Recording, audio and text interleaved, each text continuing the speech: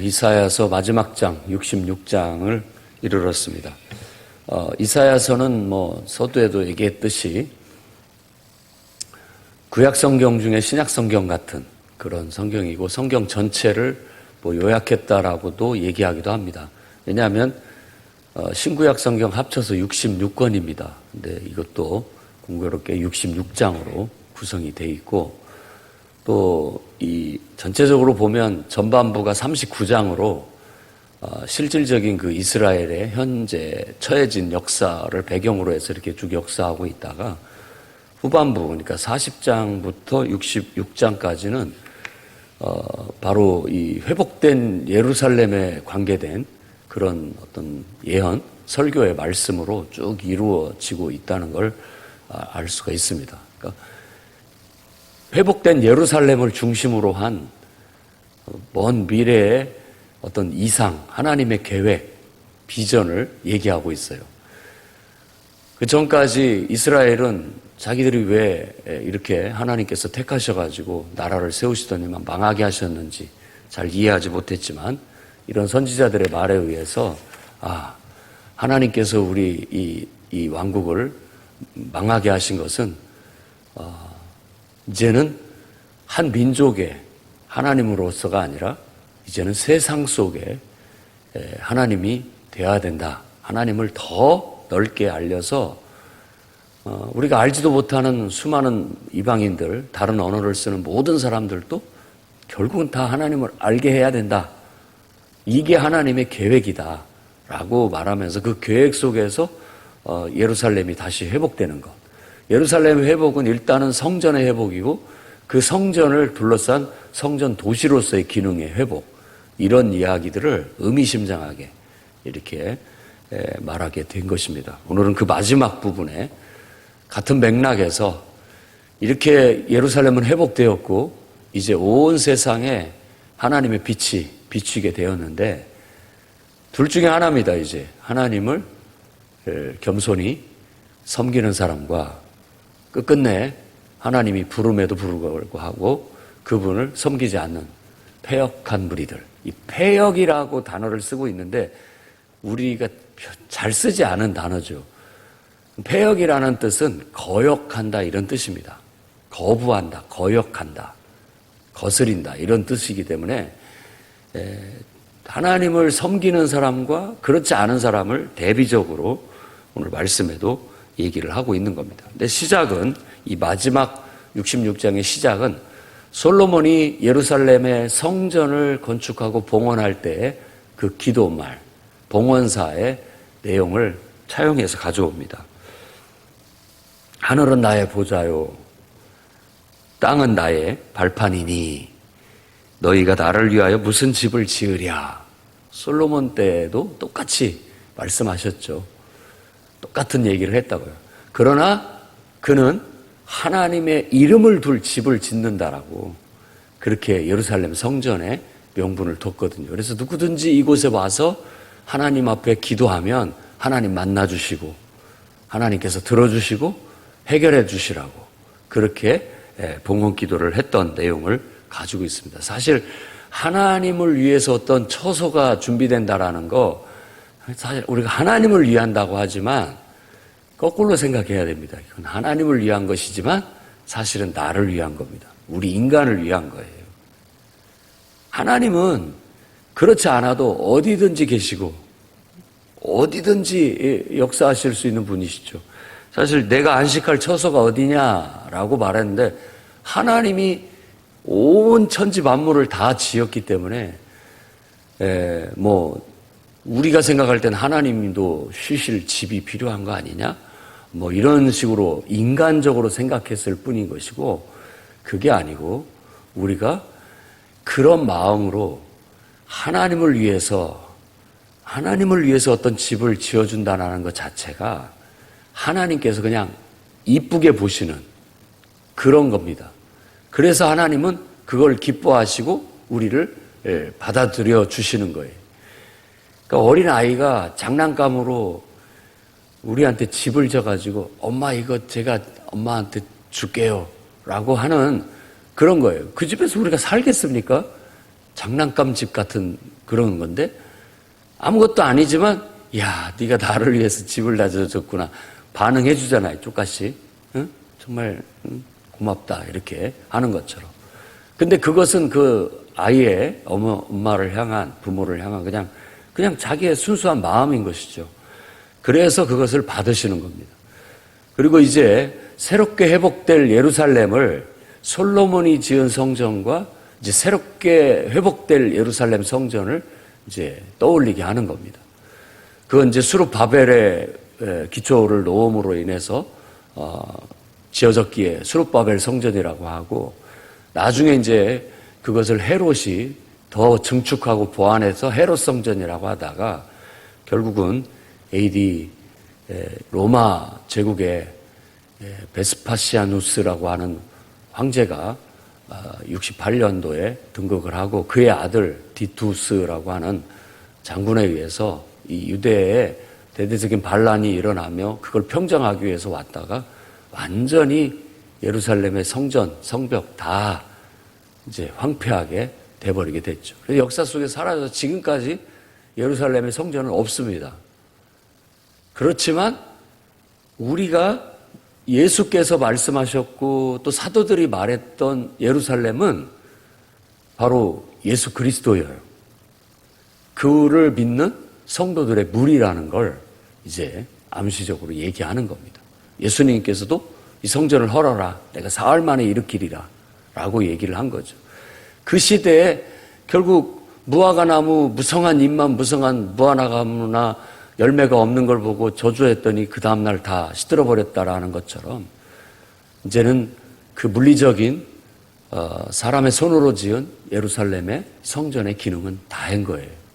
그리고 실제로 하나님을 예배하는 성전은 어린 양 예수 그리스도, 죽은 자 가운데서 부활하신 예수 그리스도께서 되시고, 그 성전을 위한 배후 도시인 예루살렘은 바로 그의 신부된 예수 그리스도를 주로 고백하는 믿는 자들의 무리가 되는 겁니다. 그래서 요한계시록에 하늘로부터 내려온 예루살렘, 거룩한 성 예루살렘은 바로 그것에 대한 이상이고, 이사야서에서 말하고 있는 이 회복된 예루살렘의 환상을 그대로 차용해서 그 환상으로 보여주고 있는 거예요. 결국은 하나님을 예배하는 중심이 딱 온 세상에 딱 자리를 잡으니까 결국은 거기서부터 모든 사람들이 그리로 와서 하나님을 예배하고 하나님의 말씀을 듣고 그 은총이 온 세상에 내려가니까 모든 세상이 다 소생하고 복을 받고 형통하고 더 이상 빛이 필요 없다. 하나님과 어린 양이 빛이 되시기 때문에 더 이상의 세상의 빛은 필요 없을 만큼 그와 같은 은혜가 있는 그런 어떤 먼 미래에 우리가 말하는 천국의 환상이 주어지게 되는 겁니다. 그래서 이제는 이 천국의 복음이 예수 그리스도로 말미암아 온전하게 완전하게 성취가 되었고, 그 복음이 이제 모두에게 전해지게 땅끝까지 전하라고 말씀을 하시게 되었는데, 둘 중에 하나입니다. 누군가는 듣고 믿고 그분을 섬기게 될 것이고, 끝까지 그분을 거역하는 패역한 자들이 나타나게 될 겁니다. 오늘 말씀에도 마음이 가난하고 심령에 통회하며 내 말을 듣고 떠는 자, 두려워하는 자, 그들은 내가 돌볼 것이다. 그러니까 이 내가 돌본다라는 것은 하나님께서 돌보신다라는 것이고, 그것이 바로 예루살렘을 중심으로 한다라는 거예요. 그 예루살렘은 상징적인 의미가 있는 거예요. 오늘날은 예수 그리스도를 믿는 믿음, 신앙, 혹은 그분의 몸된 교회, 성도, 모든 의미가 그 속에 다 상징화돼서 들어있는 그 예루살렘을 말합니다. 결국은 돌볼 것이다. 예수님께서 마태복음의 산상수훈의 첫머리에 팔복을 얘기하는데 가만히 보십시오. 마음이 가난한 자 복이 있나니 천국이 저희 것임이요. 그렇게 시작을 하잖아요. 이 말씀이 그대로 성취된 거라고 볼 수 있습니다. 애통하는 자 위로를 받을 것이다. 이 예수님이 팔복을 얘기한 것은 바로 예루살렘의 회복을 통한 그러니까 우리가 예수 그리스도를 믿고 영접해서 우리 마음속에 회복된 예루살렘, 내 안에 하나님이 내 안에 중심에 들어와서 내가 하나님을 섬기고 예배하는, 그래서 하나님과 어린 양이 내 마음의 등불이에요. 우리의 마음은 태양이 밝혀줄 수 있는 그런 것이 아닙니다. 해가, 달이, 별빛이 밝혀줄 수 있는 그런 마음이에요. 우리 어두운 마음은, 우리 마음속에 유일한 빛은 바로 하나님과 어린 양, 그분이 우리 마음의 빛이 되십니다.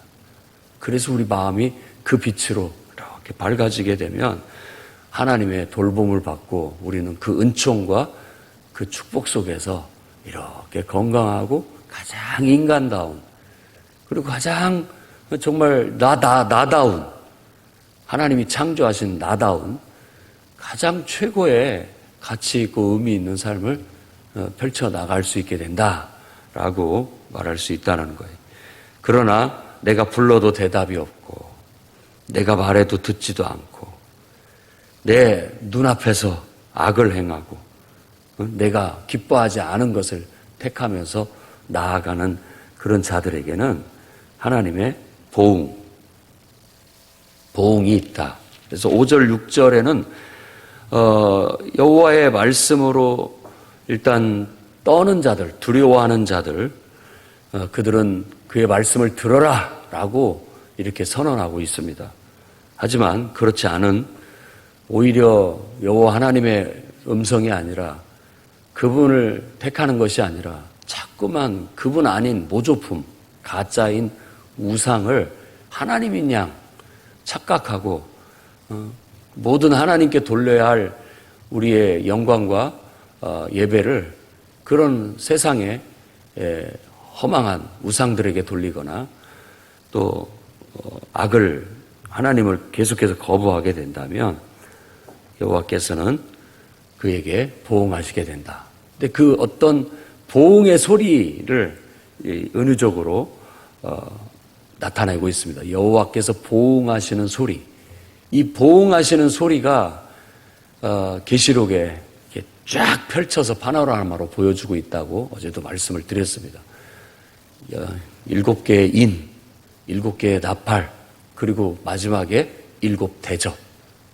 펼쳐보면 7인이 나와요. 또 펼쳐보니까 7나팔이 나와요. 또 펼쳐보니까 7대접이 나와서 정말로 최후의 보응은 7대접입니다. 하나님의 그 세상을 향한 악에 대한 심판이죠. 심판은 7대접인 것이고, 그 앞에 7인이나 7나팔은 창조 이래로 계속해서 하나님께서 역사하시는 그 어떤 역사를 말해주고 있습니다. 인간이 하나님을 떠나 자업자득으로 벌을 받게 된 심판들에 대한 어떤 그런 의미들도 들어있다라는 걸 알 수 있습니다.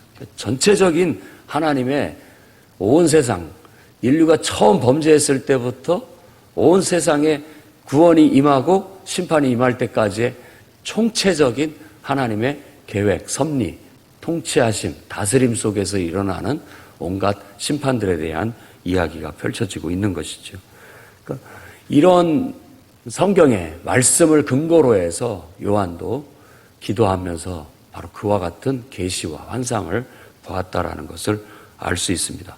그 다음에 7절부터 9절은 시온이 남자아이를 출산한다라는 거. 요한계시록에도 똑같은 이런 해를 품은, 해를 등에 진 여인이 나오고 그 아이가 아이를 낳으려고 하자 하늘에서 용이 와서 그 아이를 낳으면 잡아먹으려고 하는 그런 이야기로 똑같은 얘기를 더 펼쳐서 하고 있는 거예요. 시온, 예루살렘이 아이를 낳는 거예요. 이런 일들이 어찌 하루에 일어나겠느냐, 이런 민족이 어찌 한순간에 일어나겠느냐라고 그렇게 얘기하는데, 바로 예루살렘이 새롭게 탄생한다는 그런 의미가 되는 겁니다. 낳는 아이 그 자체가, 그 예루살렘의 중심에는 예수 그리스도, 어린 양 예수 그리스도가 있고, 그분이 성전이 되시고 그분을 중심으로 한 어린 양의 신부들이 예루살렘을 구성하게 되는 거예요. 그것이 탄생하는 겁니다. 그것이 탄생하는 거예요.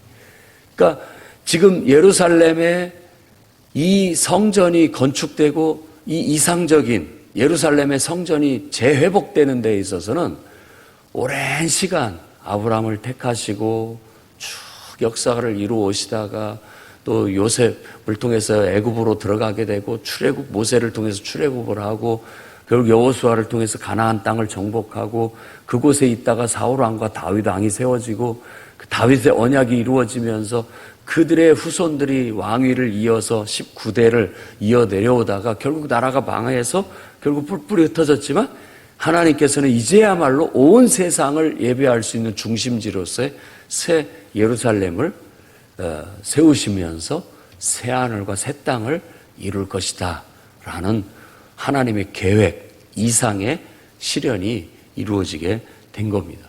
그것을 마치 시온이 아이를 해산하는 걸로 묘사하고 있는 거예요. 딱 진통하더니만 그냥 단숨에 아이를 낳았다라고 말하는 것처럼 하나님이 이스라엘을 통해서 그 시온에 바로 새 예루살렘을 회복하셨다라는 얘기를 이와 같은 은유로 하고 있는 겁니다. 그러니까 계시록도 이 똑같은 맥락에서 해석하고 이해해야 되지 그걸 은유 상징이라고 해가지고 이단들이 뭐 자기들 단체에 갖다 붙이고 자기들의 교주한테 갖다 붙이고 해가지고 엉뚱하게 성경을 해석하는 것들은 말도 안 되는 겁니다.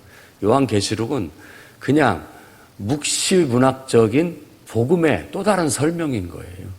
그렇게 이해를 해야 맞습니다.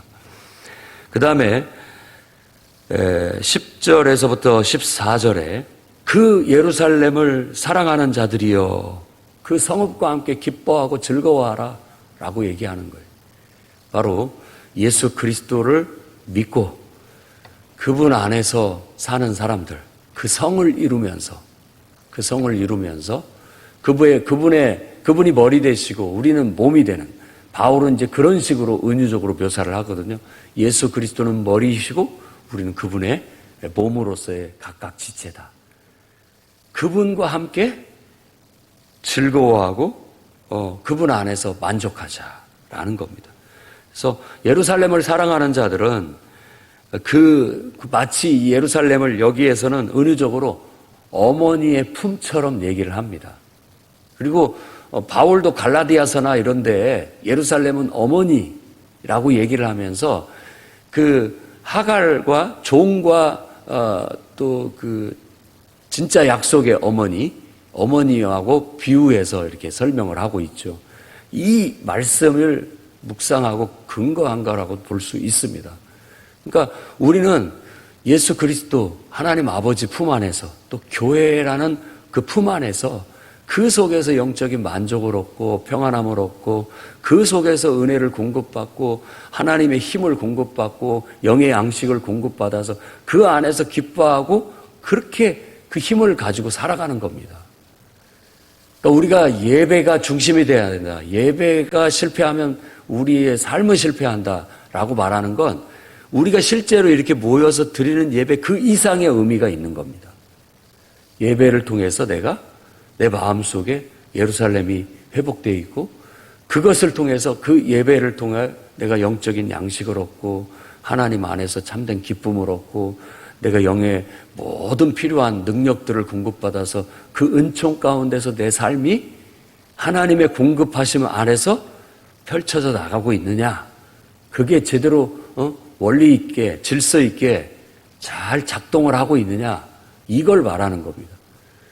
저와 여러분들이 하나님을 예수 그리스도를 믿고 하나님을 섬긴다고 하면서 그 기능이 제대로 발휘가 되지 않게 된다면 우린 영적으로 무기력해지고 나약해지고 병이 들게 될 것이고 또 우리의 기능은 제대로 이루어지지 못함으로써 기쁨도 없어지고 만족도 없어지고 능력도 없어지게 될 겁니다. 그러나 바른 믿음과 신앙을 통해서 정말 마음을 가난하게 하고 심령을 통회하면서 하나님의 임재 속에서 온전한 영적인 예루살렘이 내 안에서 실현되고 회복되어져서 내가 진정으로 하나님을 예배하고 하나님을 통해서 영의 양식을 공급받고 힘과 지혜와 능력을 공급받아서 우리가 제 기능을 발휘하게 된다면 우리는 건강하고 빛을 비춰내게 될 것입니다. 그래서 어머니가 자식을 위로함 같이 우리는 위로를 받고 그 젖을 먹는, 어머니 품에서 젖을 먹는 것 같이 만족을 얻게 될 것이다. 예루살렘을 통해서 하나님께서 주신, 그러니까 은혜고 축복인 거죠. 예수 그리스도는 하나님이 주신 은혜요 축복이요 정말 무궁무진한 사랑입니다. 그를 믿는 믿음 안에서 또 그분의 몸된 교회는 정말 은혜요 축복이고 그 안에서 우리들은 한없는 은혜를 공급받고 살아갑니다. 그게 영적인 원리예요. 그게 영적인 원리입니다. 내가 온 것은 양으로 생명을 얻게 하고 더 풍성히 얻게 하려는 것이다. 예수 그리스도를 통해 그분의 몸된 교회를 통해서 여러분들이 정말 올바른 기능과 그 역할을 충실히 이행함으로써 그 속에서 한없는 정말 하나님의 필요를 공급받고 만족과 기쁨과 또 능력이 있는 그런 성도로서 하나님의 일꾼으로서 또 어떻게 보면 주님의 자녀로서의 그런 삶을 풍성하게 살아가시기를 바랍니다. 그런 삶을 우리는 이제 풍요롭다 해서 풍요로운 교회라는 그 풍요로운이라는 단어를 택해 교회 이름을 지은 겁니다. 그런 영혼이라면 구원받은 영혼을 말하는 것이고 세상에 부러울 것 없는 존재이고 또 그런 사람들을 계속해서 양산해내는 그런 교회가 돼야 된다. 그런 교회가 정말 영적으로 풍요로운 정말 부자인 그런 교회가 될 것이다 라고 우리가 이상과 사상을 가지고 그 믿음 아래 5대 사명을 가지고 실천하며 나아가고 있는 겁니다. 그 다음에 15절에서 17절에는 이제 대비적으로 얘기한다고 했잖아요. 거역한 자들에게 임하는 하나님의 심판. 그래서 불에 쌓여 강림하신다라고 말하는 것 그 자체가 혁혁한 위세 혹은 회오리 바람, 맹렬한 화염 이런 것들이 마치 하나님의 진노, 책망과 같은 그런 이미지로 불과 칼로 모든 혈육 위에 심판을 내리겠다. 그 심판은 바로 그들이 섬기는 우상과 함께 그들이 쫓는 짐승과 함께 그들이 쫓는 그 용, 사탄과 함께 그들을 멸망시킬 것이다. 멸망할 것이다. 심판할 것이다. 이런 것들을 우리가 심판, 멸망하면은 무서워하고 하나님 너무 잔인하신 거 아니야 이렇게 생각하는데 그걸 그렇게 느끼시는 건 이 심판에 대해서 이해를 잘 못하시는 겁니다. 하나님께서 이렇게 심판하신다라고 했을 때 우리는 가슴을 쓸어내리고 감사해야 되는 거예요. 왜냐하면 하나님께서 정의를 실현하시기 때문에 바로잡는 것이기 때문에 그렇습니다. 그건 기뻐해야 할 일인 거예요. 기뻐해야 할 일인 것이죠. 그러나 우리가 우상을 섬기고 있고 짐승을 따르고 있고 혹은 원수 마귀 사탄의 종노릇을 하고 있다면 그야말로 두려워해야 할 일인 것이죠.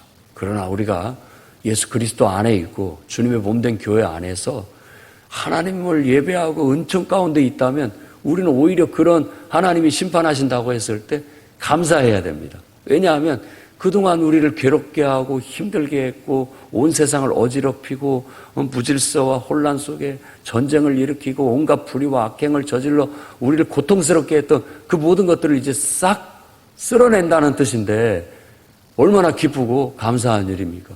그걸 위해서 우리가 기도하고 있고 그렇게 빨리 하나님께서 해주시기를 소망하고 나아가고 있기 때문에 우리는 오히려 이런 것들을 정말 정의가 실현되는 기쁨으로 또 받아들일 수 있어야 되겠습니다. 18절에서 21절에 내가 그들의 행위와 사상을 안다라고 말하면서 이 말은 무슨 말을 하기 위해서 그렇게 얘기했냐면 결국 뭇 나라, 언어가 다른 민족들을 내가 다 불러 모아서 그들이 와서 내 영광을 볼 것이고 그들의 나의 영광을 뭇 나라에 전하게 될 것이고 그들이 모든 형제들을 나한테로 이끌고 와서 예물처럼 바치게 될 것이고 나는 그들 중에서 나의 제사장과 레위인을 선택해서 세우겠다. 이거야말로 세계 선교에 대한 비전이고 이상인 것이죠. 결국 사람들의 행위와 사상을 내가 다 알고 있다. 그들의 행동, 그들의 사상, 결국은 그것은 지푸라기 같은 초라한 것이에요.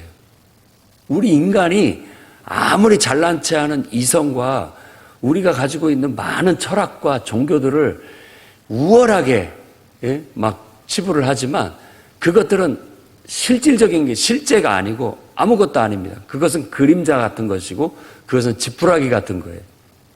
그러니까 결국은 사람들은 나중에 우리가 영광의 하나님의 빛을 비춰내잖아요.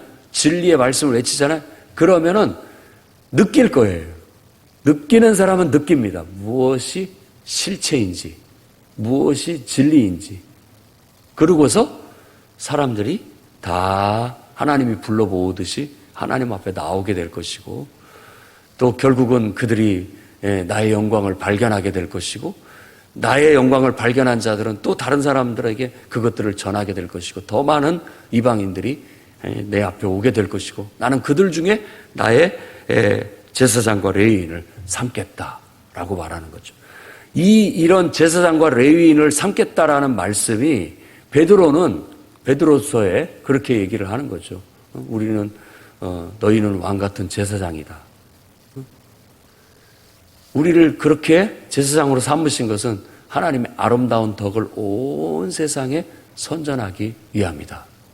너희가 택하신 족속이요 왕 같은 제사장이다. 거룩한 나라라고 그렇게 말한 것은 바로 이런 말씀을 묵상하고 이런 말씀을 근거해서 나오는 권면이라고 볼 수 있는 겁니다. 그러니까 구약 성경이지만 완전히 신약 성경 아닙니까? 그대로의 그 가르침을 주고 있으니까 온 세계 천하 만민이 이제는 하나님의 진리를 찾아 그 빛을 찾아 인생의 빛을 찾아 다 나오게 될 거고, 만물의 실제이신 그분을 발견하면은 다른 모조품, 가짜, 장난감 같아가지고 이제는 그것은 흥미를 못 느낍니다. 왜? 만물의 실제 대신 실제를 만났는데 모르고 그 모조품, 가짜 그런 것들을 갖고 놀고 있겠습니까? 진짜가 여기 있는데. 그러니까 다 하나님 앞에 나와 결국 그분을 섬겨서 그분이 새하늘과 새 땅을 펼치게 될 것이다. 그 나라는 영원할 것이고 그의 후손들도 영원할 것이다 라고 말하고, 매월 초하루 매 안식일 모든 혈육이 내 앞에 나와서 예배하는 날이 오게 될 것이다 라고 그렇게 예언하면서 마무리가 되집니다. 그러니까 뭐 매월 초하루라든지 매 안식일이라든지 이런 것들을 너무 의미를 둘 필요는 없습니다. 중요한 것은 모든 세상 사람들이 내 앞에 나와서 예배할 것이다라는 것이 중요합니다. 하나님을 경배하고 그분을 섬기게 될 것이다라는 겁니다. 앞에서도 얘기했듯이 뭐 초하루라든지 안식일은 이제 하나님을 섬기는 사람들이 그 모세 율법에 의해서 이렇게 하는 건데, 이제는 예수 그리스도 안에 회복된 예루살렘 안에 있는 사람들은 모든 날이 초하루고 모든 날이 안식일일 수 있습니다. 그래서 우리는 그렇게 하고, 우리가 특별히 생각하는 것은 주님이 부활하신 날, 그날 모여서 부활에 대한 소망과 또 기대를 가지고 축제 같은 모임을 갖는 것이 우리가 말하는 주일 성수 개념이 되는 겁니다. 결국은 다 하나님을 예배하게 될 것이다 라는 거예요.